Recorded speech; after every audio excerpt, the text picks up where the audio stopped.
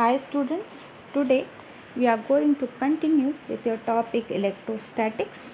My name is Ratnaprabha Patil and this is your third lecture.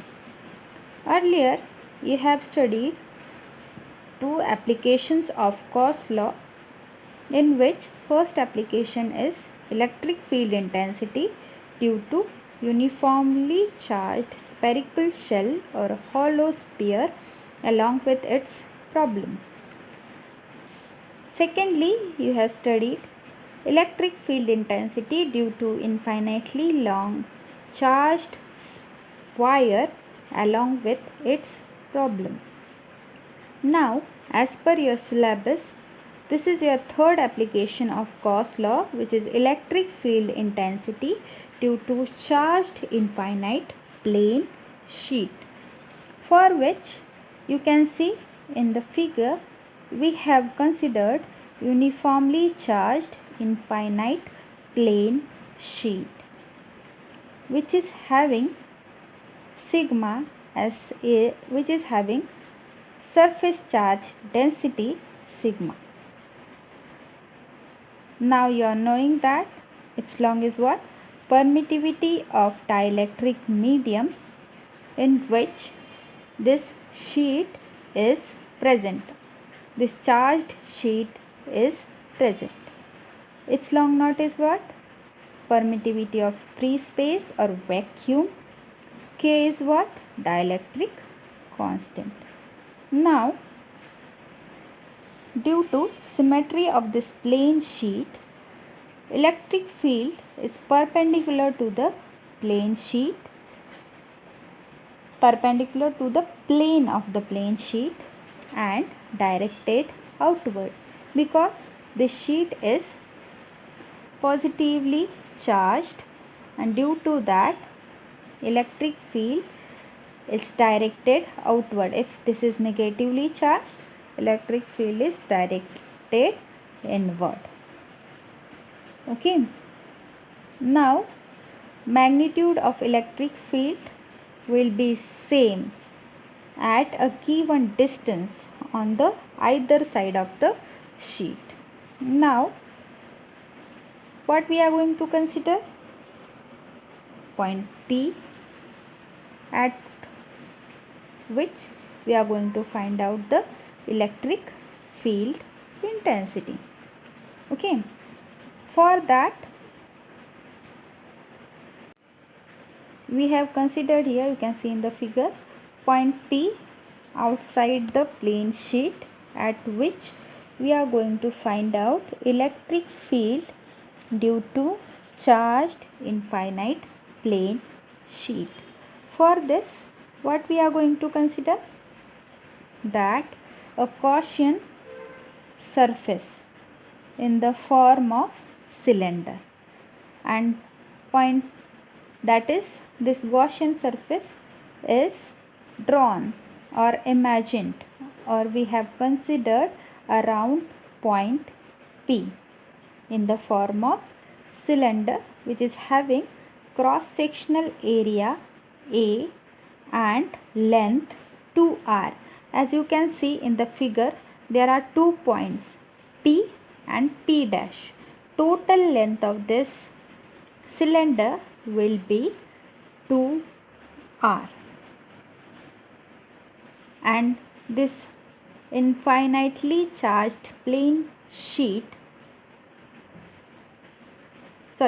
charged infinite plane sheet and Gaussian cylinder, which we have considered, both are perpendicular to each other, and this plane sheet is passes through exactly middle of the length of the cylinder, and due to that point P and P dash both are at equal distance from the charged infinite plane sheet. As you can see in the figure, that P is at distance r from the sheet, just like that P dash is at distance r from sheet. Okay, so here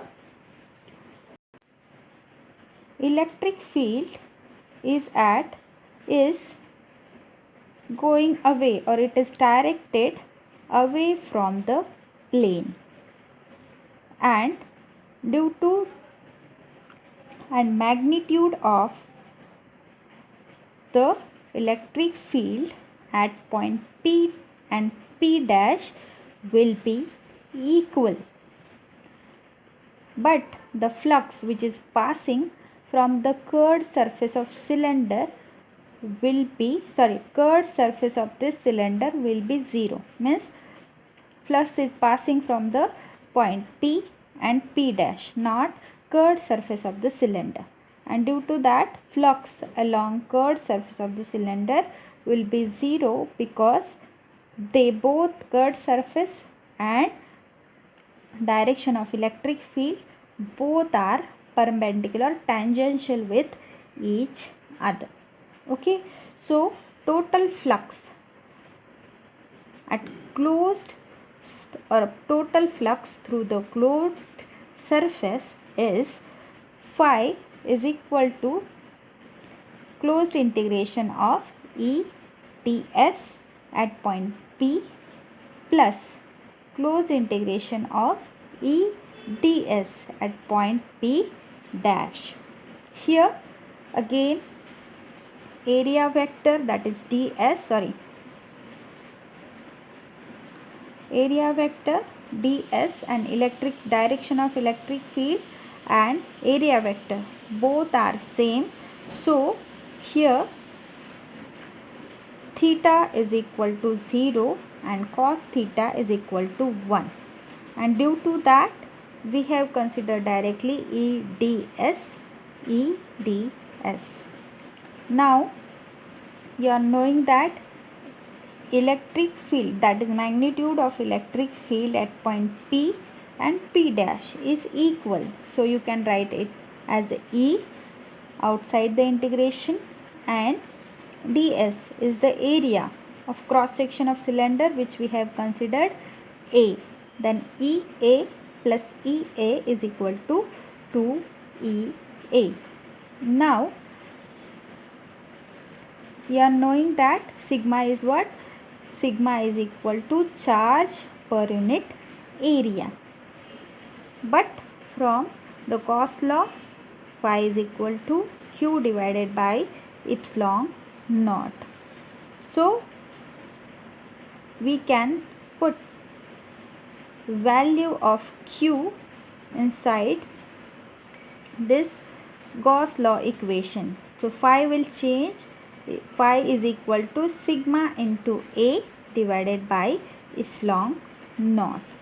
If we can equate equation number 1 and 2, because one side of the equation is same, that is 2EA is equal to sigma into A divided by epsilon naught.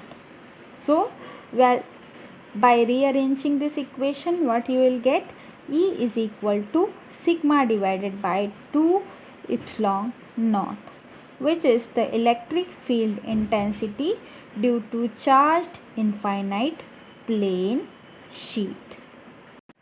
Now we can see one problem on this application, which is the charge per unit area of large flat sheet of charge is 3 microcoulomb per meter square.